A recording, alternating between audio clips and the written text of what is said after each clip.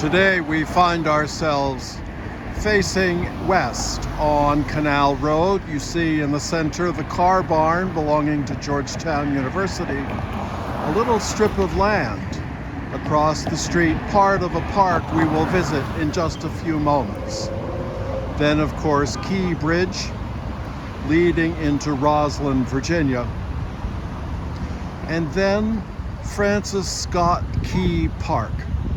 This park was authorized in 1989 and was completed in 1993.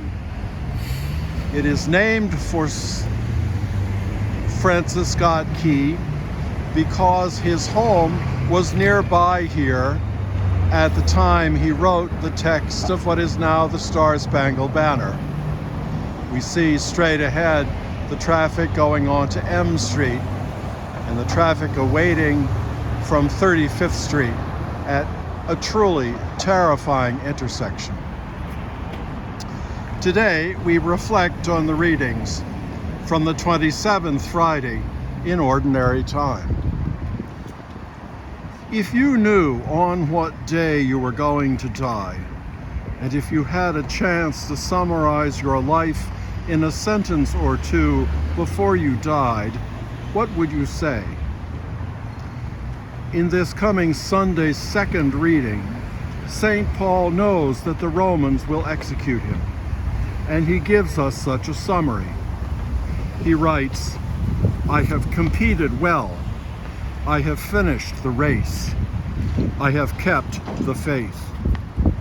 He does not say, but we know that he knew that he had fought for someone, for something greater than himself, namely for Jesus and for the kingdom, and that his faithfulness to finishing the race benefited many people beyond himself.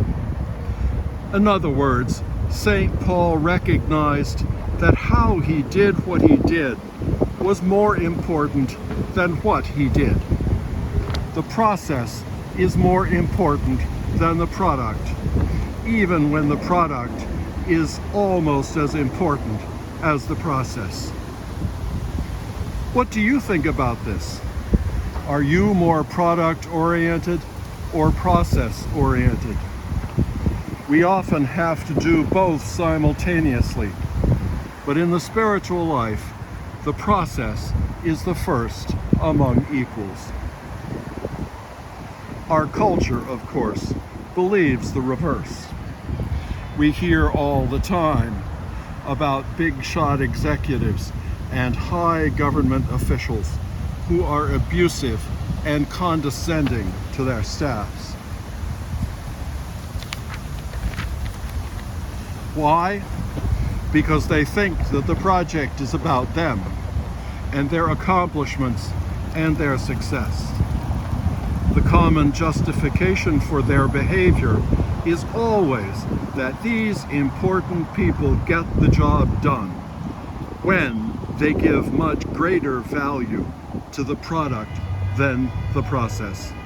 In other words, they value things over people. Why would St. Paul give greater value to people over product? Because he had discovered the love of Christ loving him, affirming him, strengthening and missioning him, and he discovered that the world will become a more just, more peaceful place when everyone else discovers the centrality of the love of Christ.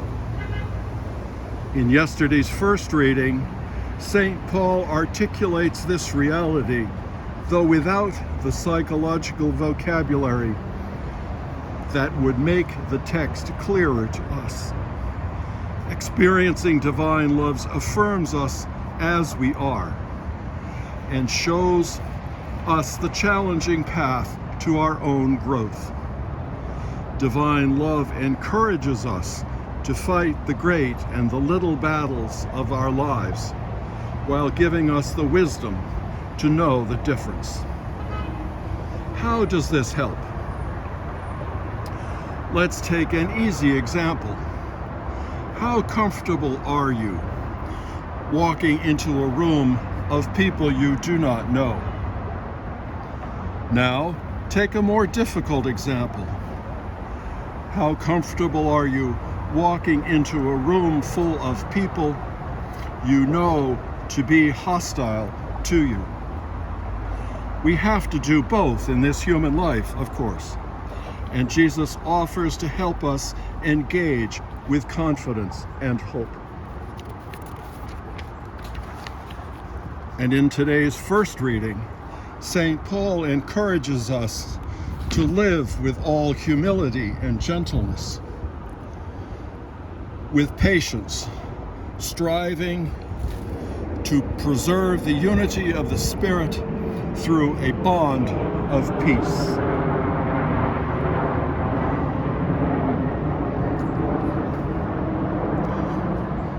This is where our country is failing.